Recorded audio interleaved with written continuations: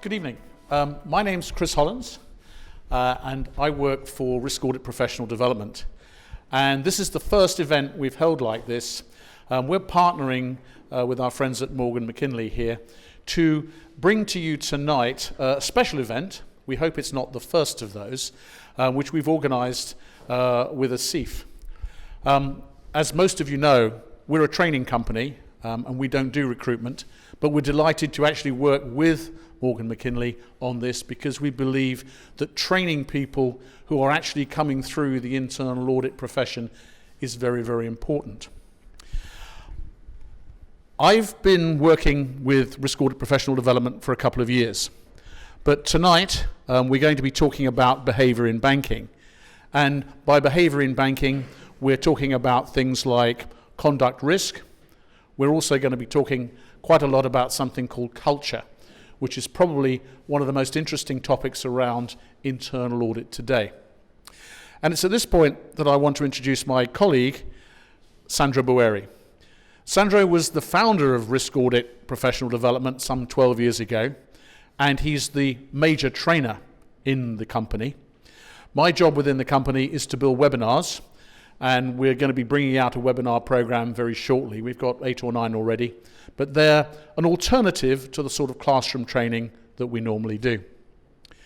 One of the things you should note about Sandro is he walks around with an iPad in front of him. I just want to actually dispel the myth that he's just checking his emails, which is something that puts off most people who are watching lectures and things like that. He actually keeps his notes on there. He's an incredibly digital person. And he may well spend the first 5 minutes or so going through his notes here, because I think he's got some very topical things which I think you want to hear. But what I think we should do now, I'll turn it over to Sandro, and he's going to take you through behaviour in banking. Thanks very much. Thank you very much, Chris, and thank you very much for coming here today on a wonderful sunny evening. How many of you are feeling optimistic this evening? Could you please put your hand up? Fantastic. Coming back into a recruitment business, I'm sure some of you know I used to be involved in recruitment. I used to be a very moody individual. I used to veer from deep depression to great optimism. Deep depression is when a candidate was on the verge of accepting a job, and then they rang you to say that they were talking to their wife and their wife was having some second thoughts. That was a deeply depressing experience. What was a great experience, however, was sometimes trying to make a change to people's lives. Actually, when somebody said to you, thank you, that job is exactly what I wanted. It's been life-changing. I've got lots of job satisfaction. I'm very happy. It was a deeply self-satisfying feeling. What I think we need to reflect on today is what sort of mood, what sort of atmosphere do we want to take forward in our jobs? Do we want to live in a culture of negativity, a culture of fear, a culture where everybody is scared to actually say what they really think?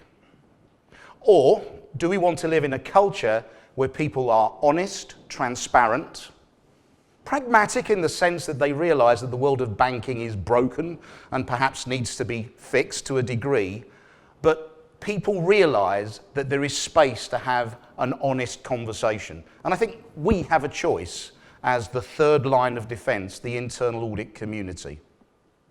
Quite difficult if you're sitting in a bank such as, for example, Deutsche Bank today agreed a settlement. I don't know whether any of you have heard the news, but it's $2.5 billion settlement in relation to allegations of the rigging of foreign exchange rates. Can I just ask you to imagine what it must be like in a dealing room in Deutsche Bank next week? Does a $2.5 billion fine incentivise traders to be transparent? Incentivise that trader who is wondering whether something is market abuse to go along to their manager and to say, excuse me, sir, I think I may have made a mistake. Can we talk about it? Or does a $2.5 billion fine actually encourage that trader to say nothing? So it's a rhetorical question, but I'd just like you to consider what we are doing to the banking industry at the moment.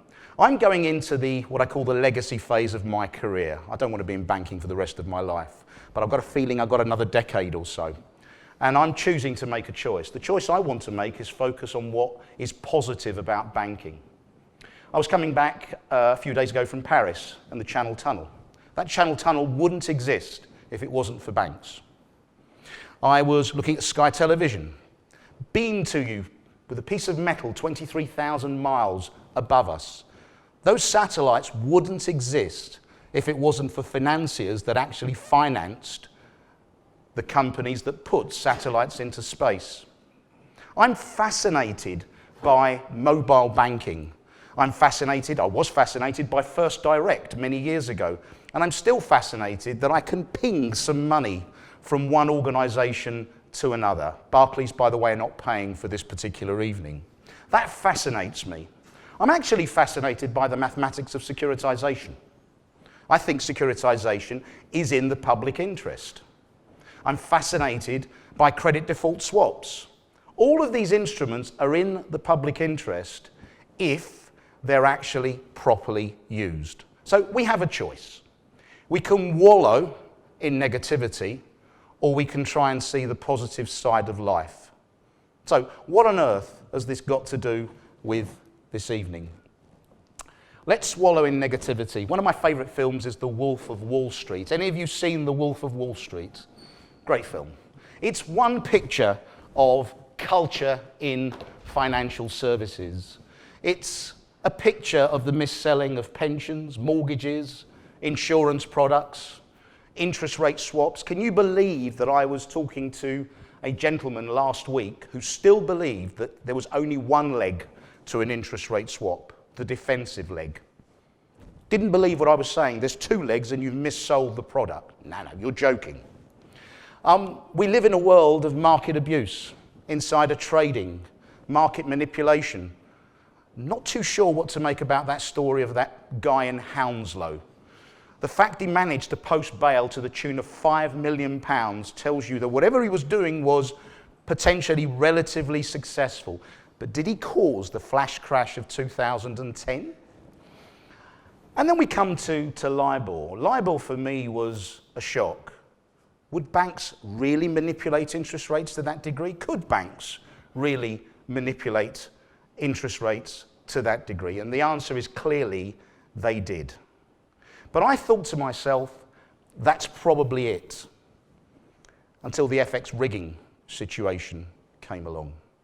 And bear in mind that the foreign exchange rigging, the activities, most of these activities were going on after the global financial crisis, after regulators had started naming, shaming, and fining institutions. So, let's talk about some root causes. Everybody tells me that human beings are greedy and traders are terribly greedy, and greed is the root cause of all of these problems. But are these people really motivated by money? Or is it the possibility that people didn't understand what was going on? But why didn't people understand what was going on? What was the root cause behind very intelligent human beings not wanting to bother to try to understand?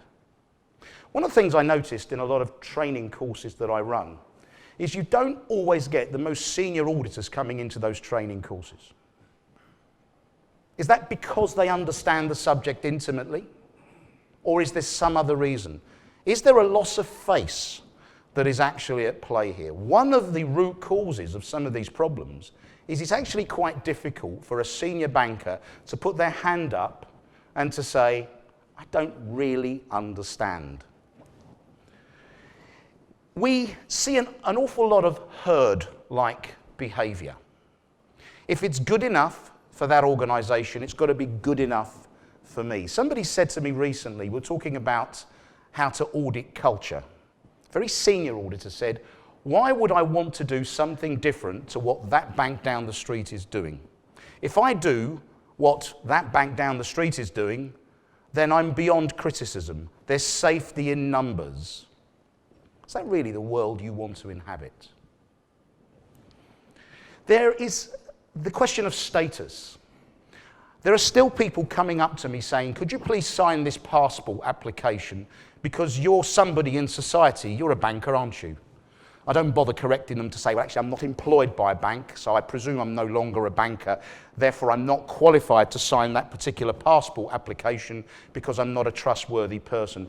To be a banker used to represent status in society. I would argue that status is an enormous motivating factor in the financial services industry. But what about stakeholder pressure? Pressure from institutional shareholders, perhaps? I noticed 2 days ago, Goldman Sachs announced a set of results where they made a 15% return on equity. That's fantastic in today's world. But what's going on inside that organisation that is pushing that particular investment bank to that degree? So we need to decide which direction we go in. We can go into the following direction. We can wallow in fines, and at the moment, that is the regulatory tactic. If I keep on hitting you over the head, if I keep on fining you, you will get it and you will change your behaviour. That's the regulatory tactic. If I threaten to take your licence away, you will eventually get it. I may even jail some of you. From the 7th of March next year here in the United Kingdom, the theoretical possibility exists of certain bankers going to jail for nothing other than management incompetence under the PRA and the FCA's new senior managers regime. But will the threat of jail actually make any difference to anybody? I can claw back your bonus. Will that motivate you to actually change? What about some more rules? I was working with a client yesterday where part of the assignment was to engage in the propaganda campaign, which was to speak for half an hour on their internal policies and procedures project. And I had a little speech where I had to read out the word that they were introducing more rules. Does that do it? What about whistleblowing? How do you feel in this room if there is a whistleblower that's listening in to what you're up to, listening into your conversations, getting very excited when you've had a few glasses of wine because people open up a little bit and then they're going to report back to base? How does that make you feel? Does it make you want to share openly what's going on in your head and in your mind? What about surveillance? I mean, we have the most wonderful technology at the moment. I mean, I'm a tech freak. I love technology. And I'm fascinated by the technology of Big Brother that we're seeing in dealing rooms at the moment. But how does it make you feel if you're being spied on? That's the world we live in at the moment. Now, there are exceptions. I was talking to a senior auditor recently who was telling me about the open, collaborative conversation he was having with the Financial Conduct Authority. I don't know who he was talking to, but that's an unusual conversation. Will this world actually change behaviour in banking? Now, can I remind you of your responsibilities as internal auditors? Your responsibility is to look at business risk in relation to the long-term sustainability of the organisation that employs you. Will this world lead to a sustainable banking industry? I quite like that slide. Let's say no to negativity. Now, it's easy for me to say what I'm saying because I'm not employed by a bank. It's easier for me to say what I'm saying. But I'm about to attempt a logical argument as to what the alternative could look like. So let's start with this logical argument. When a human being is threatened with fear, that human being responds with one of the 3 Fs. That human being either fights, which in our world means engages in corporate politics.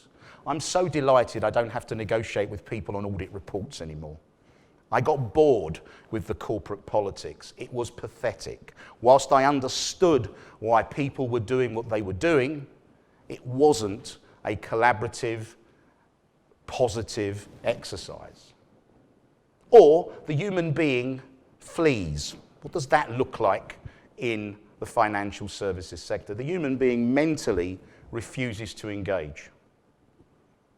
Or the human being freezes. The human being conditions their mind to pretend that what is going on is not really going on. I mean, if you have a look at some of the classic tales of rogue traders, there are extensive periods of time where the rogue trader is actually in a state of denial. Their brain, through fear, is basically refusing to acknowledge the realities of the situation.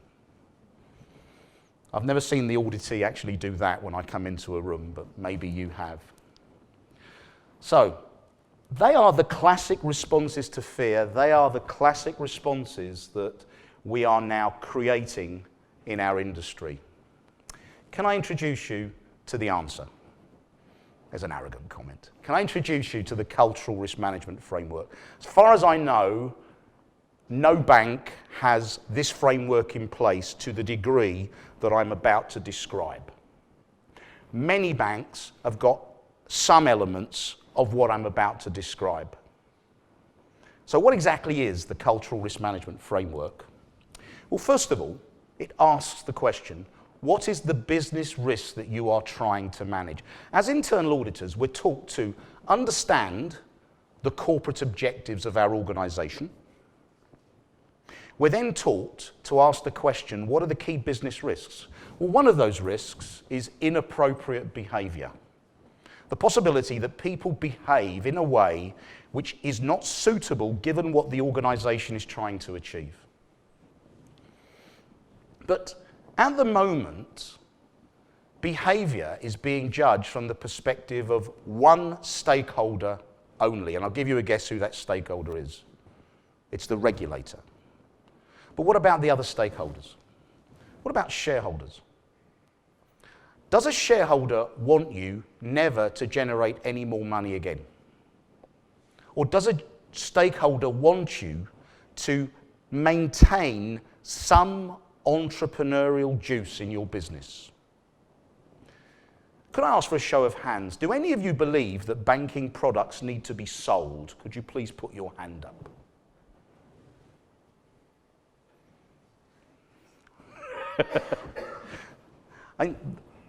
We do need to sell.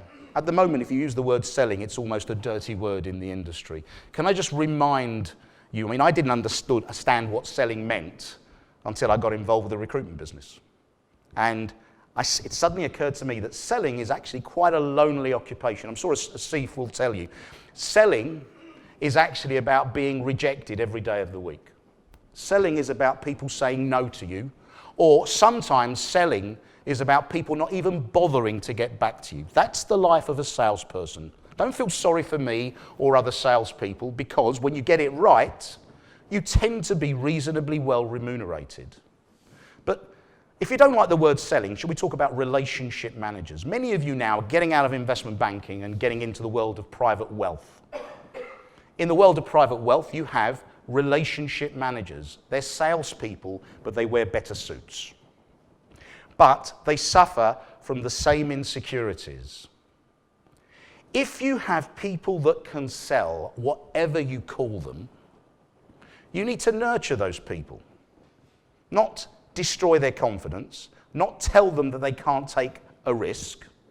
Now, can I make sure that I'm being very clear? I am not advocating for one moment the mis-selling, manipulative, lying behaviours that we have seen in the past. Those behaviours disgust me, because I've seen the havoc that they actually cause.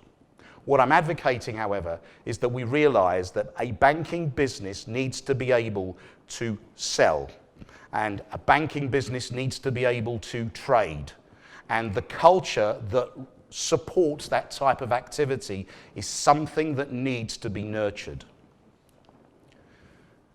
While customers may not want bankers to sell to them, most reasonable customers will understand that if a banker smiles, and if a banker understands the customer's perspective, that banker has probably earned the right to attempt a sale. because ultimately a customer needs a bank, unless somebody's found an alternative. What about employees? We've got to think about the employee perspective. I was talking to this bright young thing last week, a very intelligent lady, first degree from Oxford, who got herself a job in a bank. And after about a year, she walked out. Why? I didn't like the culture. I didn't like what that bank was doing. I've got my whole working life ahead of me. She is what I would call a voting member of the latest generation of bright young things. If we're going to sustain ourselves, we need to make a compelling case to the next generation. So we need to think about the way we portray ourselves to that next generation. Our toughest stakeholder, I would argue, is the media at the moment. I don't know why, but the media doesn't enjoy telling good news stories. They only seem to enjoy sharing bad news. Apparently it sells papers. The problem is that the media has an influence on public opinion. And as we are about to discover on May the 7th in this country, public opinion has a massive influence on the politician. And the regulator reports to the politician. So there is a big link between managing the perception of the media. But what I would want the Daily Mail to report tomorrow is the wonderful initiative that a bank engaged in to finance a wonderful initiative that actually made the world a better place. If we believe that's never going to happen, we're in the wrong job. And then we have the regulators. I was talking to somebody from the FCA last week, somebody I've known quite a long time, and I was saying to him, do you actually enjoy beating up bankers? Does it make you feel better? It was over a glass of wine. And he said, not really. It's actually quite a soul-destroying job. Well, why did you get into this job? Because I want to make a difference. How are you going to make a difference continuing down this particular path? He then started talking to me about the culture of his own organisation. That's where I'll stop the story.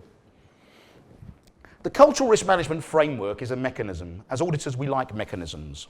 We're taught about processes. It's a process for, I like to use the word influencing rather than manipulating, but if you want to use the word manipulating, that's okay.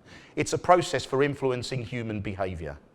If you're the chief executive officer of an organisation with 100,000 people, you need a mechanism for influencing behaviour. Because the alternative is you have a conversation with a regulator and you say to them, you know what, I don't have a mechanism for influencing behaviour.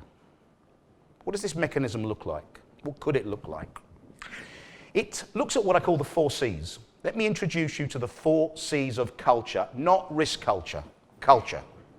C number 1 is create. It's about entrepreneurialism. As bankers, you need to make a decision as to the degree to which you want to nurture an entrepreneurial environment. An environment that nurtures salespeople, nurtures relationship managers, product developers, maybe even the second line of defence, maybe even the third line of defence. So one of the choices you have is to decide to what degree do you want to create culture. That's one dimension of culture. Dimension number 2 is what we call the clan collaborate dimension. Should we use the word team? To what degree do you want a team culture? There is a little myth. Goldman Sachs has always portrayed itself as a team-orientated individual. How team-orientated do you feel as a Goldman Sachs employee waiting to learn whether you've been promoted to partner? Are you hugging everybody? Are you collaborating with everybody?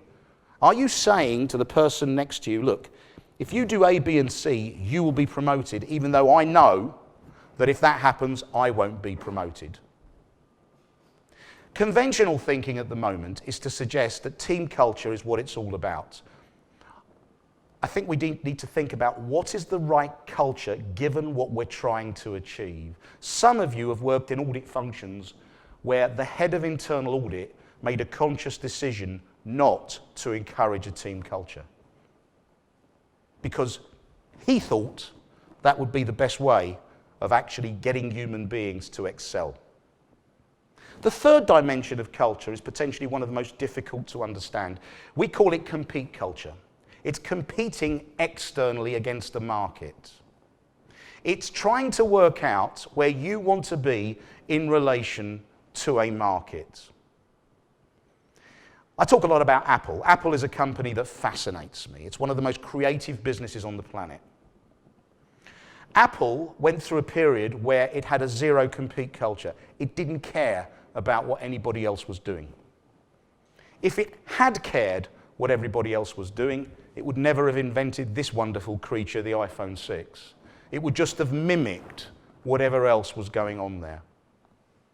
The final element of culture is what we're all getting used to, what we're all starting to measure. It's risk culture.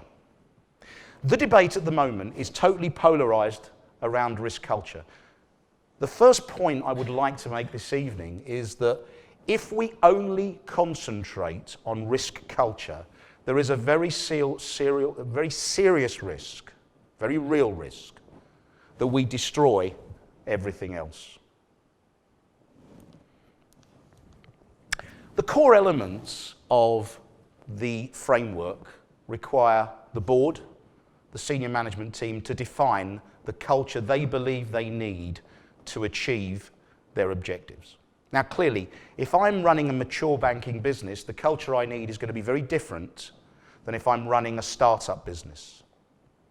The culture of Metro Bank cannot be the same as the culture of a bank that has an established franchise. Metro Bank is trying to attack the banking industry at the moment. It's a challenger bank. It has to be different. Having identified the culture we want, we measure the culture we have. Having identified that the culture we have is not the culture we want, we transform that culture. Sounds easy, doesn't it? So, let's talk about measuring culture.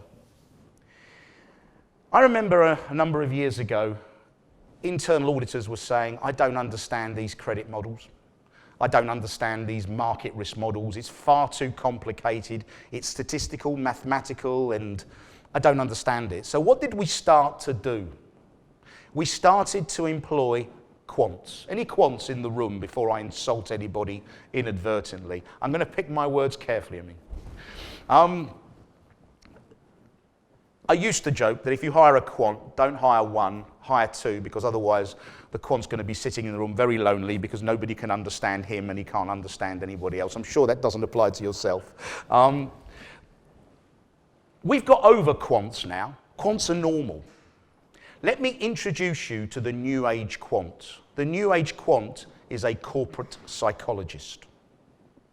The New Age quant is somebody who understands the science of human behavior, understands that as a science it's still imperfect, we're still understanding what it's all about, but also understands that if people are your most important asset, we need to understand people risk. So we employ quants to come up with methodologies. When I talk about the 4 C's, the 4 C's is a derivation of a methodology. We need to have techniques for measuring culture. The techniques need to be tailored to the organization that we're trying to measure. The techniques involve talking to people. They involve focus groups. They involve questionnaires. They involve surveys. They also involve data validation. Based on this analysis of what people think, based on an analysis of carefully crafted questions supplemented by data, we can actually produce something that shows the culture of the organization that we're measuring. Now, when you measure culture, you measure the facets of culture. Let me introduce you to the 6 facets of culture. What is important in your organization? Where does your organization place strategic emphasis? What are the dominant characteristics of your organization? leadership is very important. Leaders influence organizations. I'm sure that that's not rocket science. Why? Because leaders have power, so therefore there are negative consequences. But leaders can also be inspirational. Can I ask, show of hands, any of you come across any inspirational leaders in the last couple of weeks? Please put your hand up in your organizations. Is that because you... Wow, excellent. Is that... David's an optimist, that's great, I'm feeling better. Because leaders are so powerful, we need to measure the impact of leadership, the type of leadership that we have. But management is different. Management is about processes. How does your organization manage? What management styles does it cultivate? When we talk about the organizational glue of an institution, we're talking about what binds people together. How does an organization bind people together? And finally, we're talking about how is success measured in the organization. We collect data on those aspects. Having collected that data, we start to produce pictures. Now, in the ideal world, you have a conversation about what culture you want. In the real world, you provoke a conversation by saying to somebody, this is the culture that I think you've got. Happy? How do you feel about it? Now, what is that little chart saying to me? It's saying to me, if you look at the top, that we've got a highly collaborative culture. By the way, that's the cultural profile of an internal audit function that we were working with recently that's not represented in this room before anybody starts getting nervous. That's a touchy-feely, huggy culture. The department really likes itself. The people like each other. They actually bend over backwards to help each other. It's a function that's moderately control conscious. The QA function, the quality assurance function, debates, doesn't impose. It's a function that's moderately entrepreneurial, but doesn't believe it's entrepreneurial enough. It's a function that has more than a passing interest as to what's going on in the outside world. And for example, they have policies to refresh the management team in a kind fashion.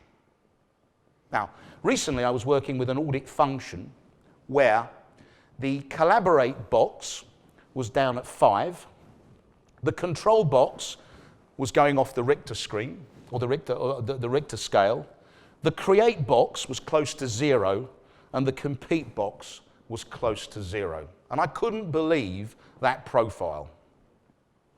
When I asked the person that gave me the data what's going on, he said, we work for a control freak, a boss who basically manages by fear, issues edicts, and fires people who do not comply.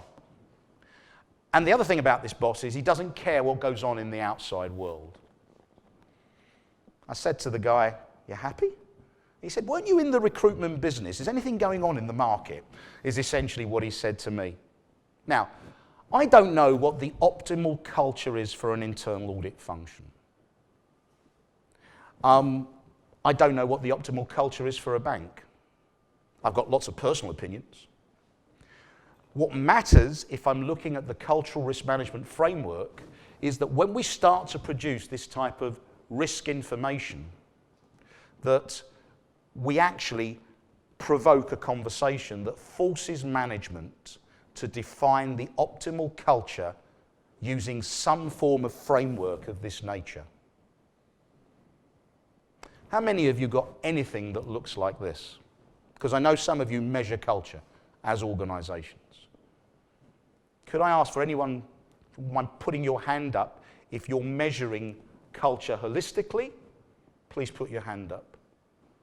How many of you are involved in the management or the audit of that involves the measurement of risk culture? Please put your hand up. Starting to. Okay. What we're seeing in the industry is a focus now on the measurement of risk culture. We're not seeing too much evidence of the measurements of those other pieces. Having measured what you need versus what you want, the next challenge is cultural transformation. Cultural transformation tends to involve doing more of something and doing less of something else. Focusing more on one of the C's and less on one of the other C's. But there are trade-offs, and these trade-offs are critical to what I said at the beginning of this evening's little speech. I'm sure you won't be surprised if I say to you that more control culture gets in the way of a create culture. I'm currently reading a book all about Pixar. Pixar was one of the most innovative companies that came up with Toy Story.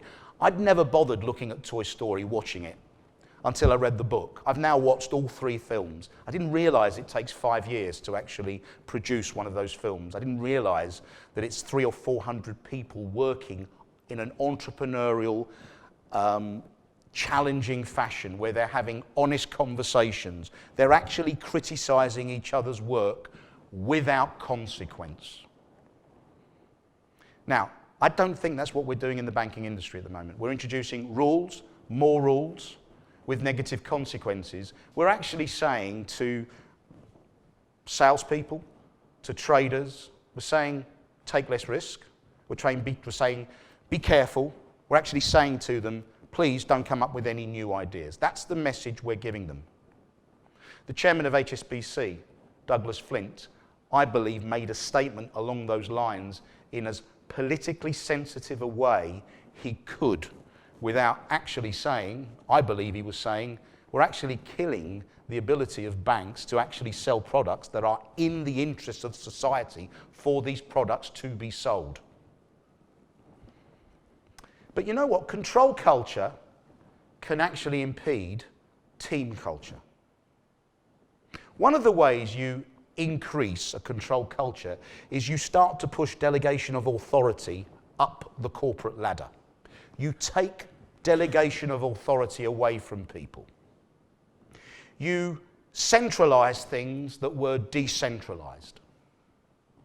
But what are you actually saying to the human beings when you do that? You're saying, I don't trust you. You're not putting it in those terms. But believe me, to that human brain, you're saying, we don't trust you. Trust is one of the essential characteristics of a team culture. So you say you want a team culture, but you're actually attacking the very essence of that team culture in the way that more and more controls are introduced. What are you saying to the dealing room when you introduce surveillance? You're saying what they already know, we don't trust you. Does anybody know what a great trader needs to be successful? And by the way, trading is still allowed. I know Volcker is saying that we mustn't engage in proprietary trading, but trading is still allowed, and I would argue that trading is still an essential characteristic of our organisation. If you don't have people taking proprietary risk, our markets will be completely disjointed, and it's happening. Jamie Dimon of JP Morgan has made that statement that liquidity is disappearing from our markets at the moment. People who want to take risk don't have a mechanism for easily passing that risk on to other people, or people who don't want to take risks, don't have that mechanism. That's now happening.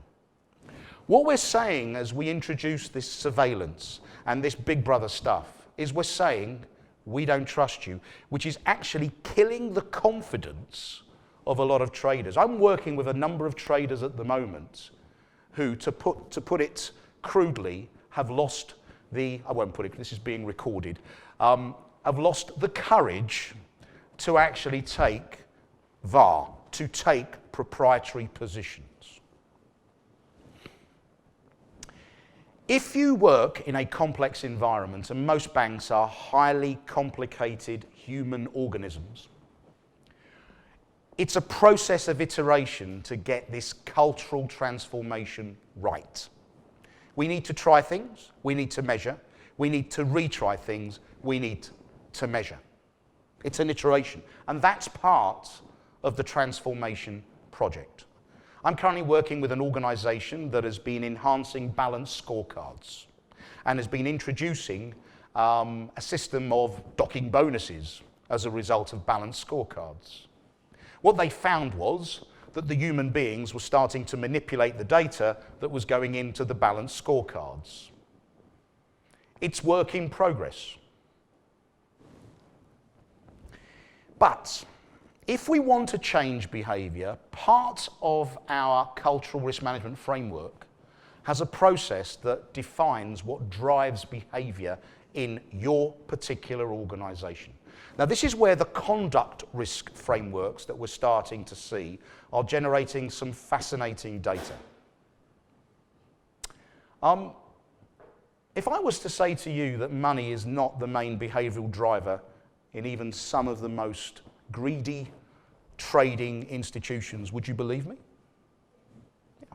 And that's exactly what these conduct risk management frameworks are starting to reveal. They're starting to reveal that things like status, respect, promotion, money, probably in that order, are the conduct risk drivers.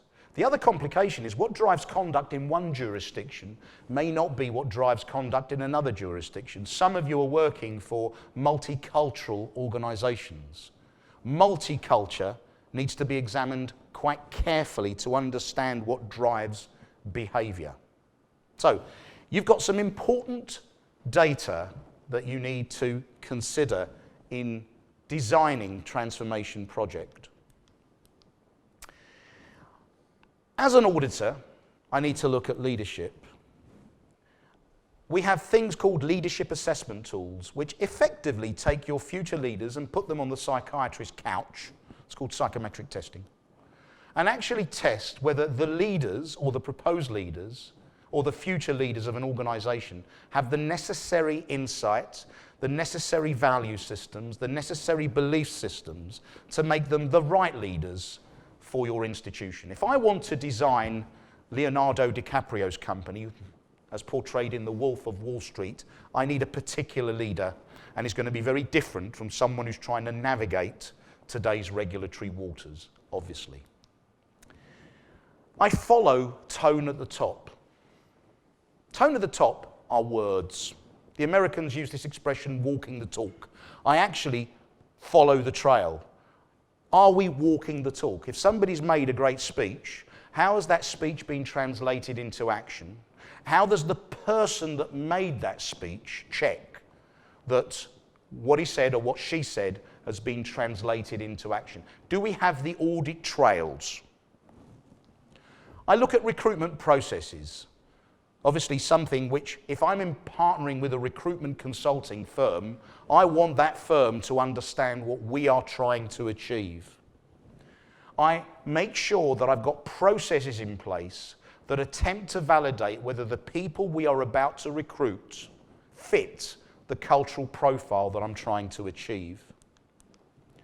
I look at education processes. I look at the training tools that we're actually using. Are these training tools linked to tone at the top? I'm a great believer that if you want to train people, you need to tell stories. It took me a long time to realise this as a trainer. But a lot of the training programs we run now tell a story. To what degree are you telling a story in your training materials?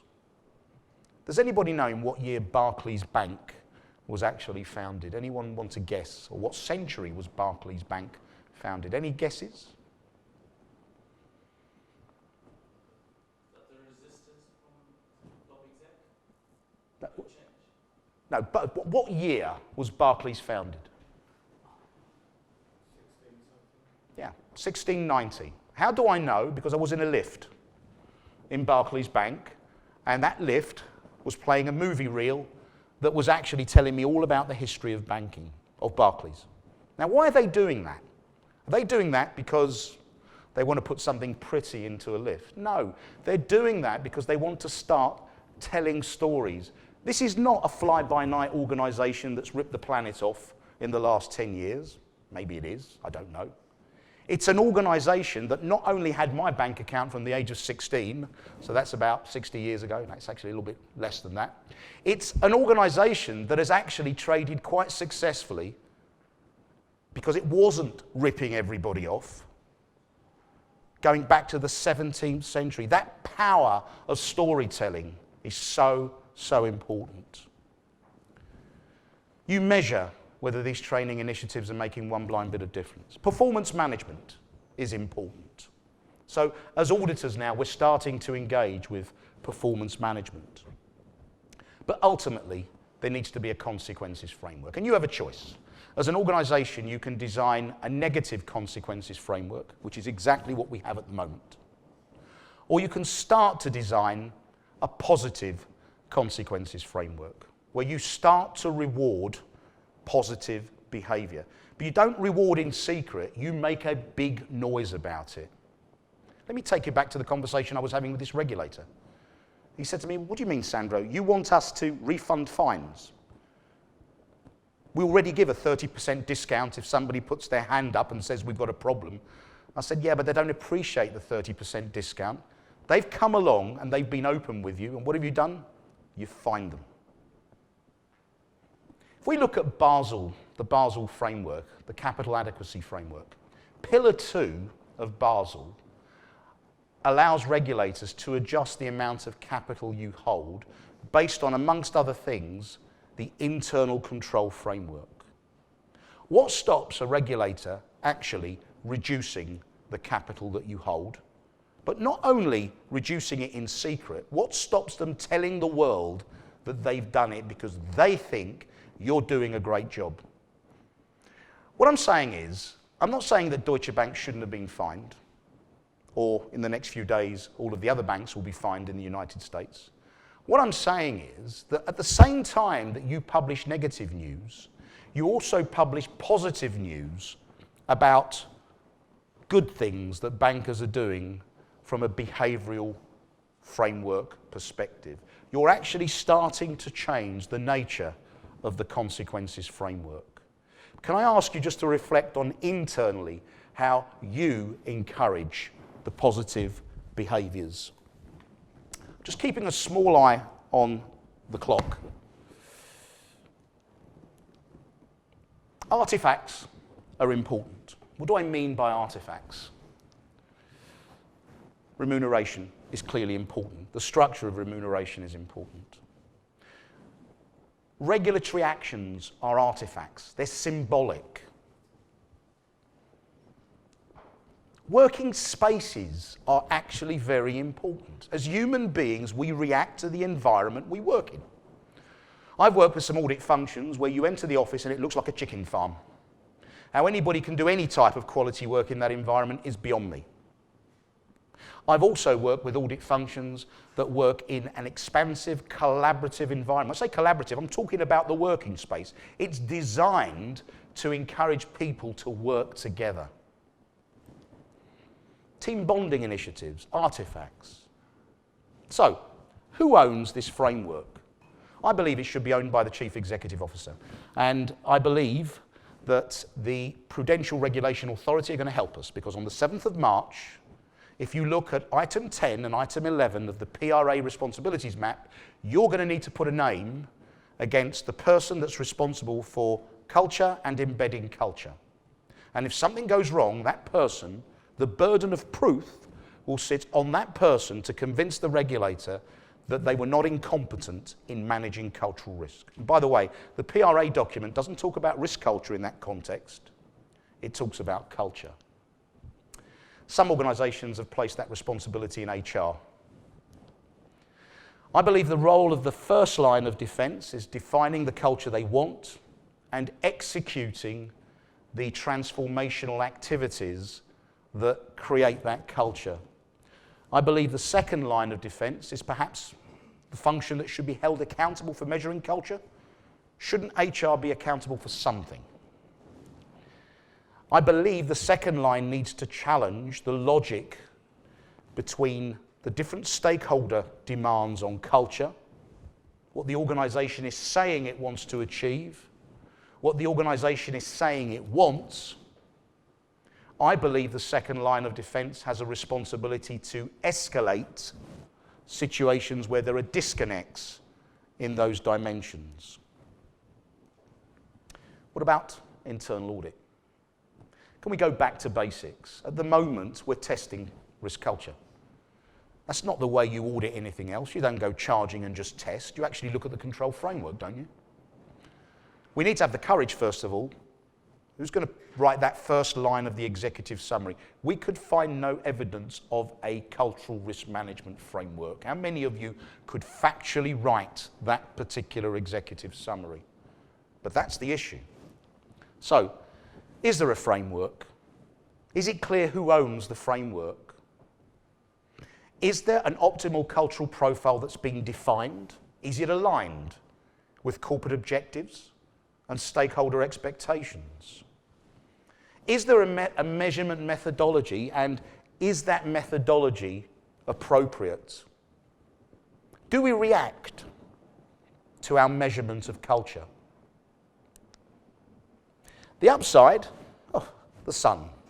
The upside is it dismisses what I believe is a ridiculous assumption. We're trying to turn everybody into control experts at the moment, including the salespeople and the relationship managers. Is that really what we want to do? Is that really what we should be doing?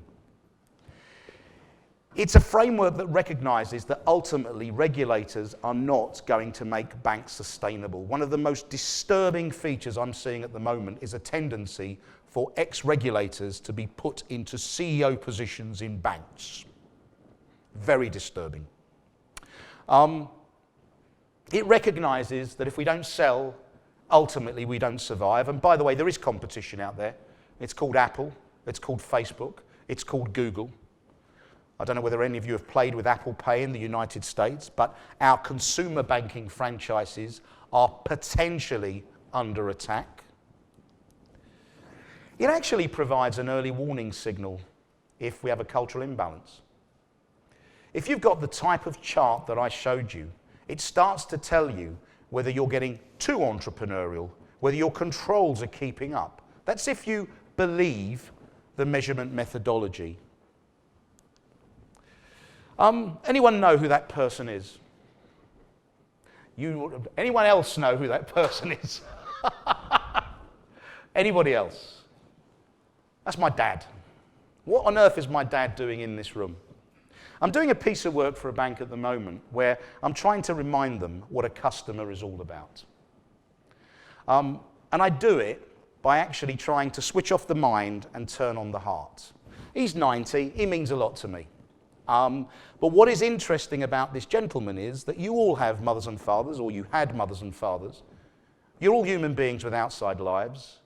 You all really care as to what goes on in the world. And if you can reconnect the people that you employ with real life, you've got half a chance.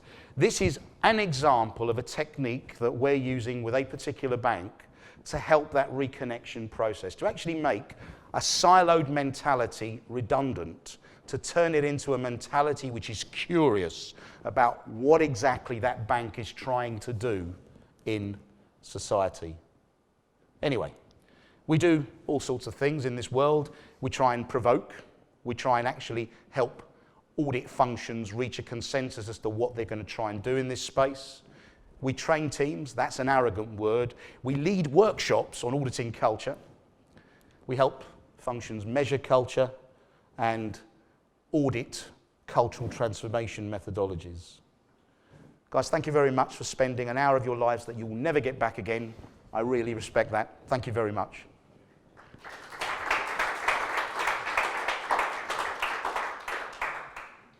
Thank you very much indeed, Sandro. Ladies and gentlemen, clearly that was just a taster. If you want to hear Sandro talk some more about that, there are two ways to do that. One, of course, is to come on one of the courses. The other one is to phone him up and ask him to come in and have a chat with you, which, believe you me, he's more than happy to do. He loves talking about culture. He also loves that photograph of his father, which is always very interesting. Now, one person that I must introduce you tonight is Asif. Come on in, Asif. Asif is the gentleman, you better go and stand there so we can get you on camera. Asif is the gentleman who worked with us, and you can stand over there as well, and actually organised the event tonight. And we're very grateful for the opportunity to actually be able to work with Morgan Mckinley and talk to internal auditors, we hope throughout the globe on this, But I think it's a chance for us to say a few words, particularly about recruitment, I suspect. Hello, everyone. I've always thought of recruitment as being, well, our way of actually helping the banks move in the right direction, bringing the people in. So, altruistically has always been my thing. Mis-selling people, mis-selling roles, mis-selling opportunities. I think that what we do is trying to help move the world in the right direction. So, with Sandro's guidance, obviously we're trying to help everyone here. But thank you all for coming. Thank you, Sandro and Chris. Hopefully this will be the first of many events going forward. And hopefully you've learned quite a lot and enjoyed the evening. Thank you very much.